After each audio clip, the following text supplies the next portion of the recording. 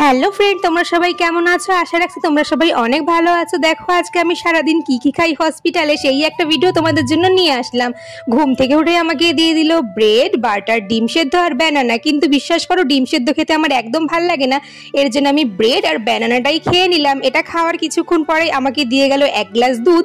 আর এই যে প্রোটিন পাউডারটা বাবা আগের দিন কিনে দিয়ে গেছিলো, তো প্রোটিন পাউডার আর দুধটা খেয়ে নিলাম।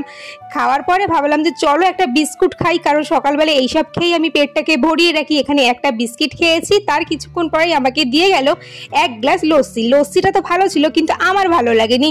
এখানে দেখো আমার মামি আমাকে কত কিছু রান্না করে পাঠিয়েছিল, এগুলো সব মামিই রান্না করে পাঠিয়েছে আর দিদা দিয়ে গেছে। এখানে ছিল কাঁকরোল ভাজা, লঙ্কা, ডিম সেদ্ধ আর একটা কই মাছের টেস্টি রেসিপি, যেটা আমার খেতে খুব ভালো লেগেছে। এইসব খাওয়ার পরে ঘুমিয়ে পড়েছিলাম। বিকালবেলায় ম্যাডাম বললো চলো তোমার বেদানা চলে এসেছে, তুমি এবার বেদানাটা খেয়ে নাও। তো এখানে দেখো বেদানা খেয়েছি।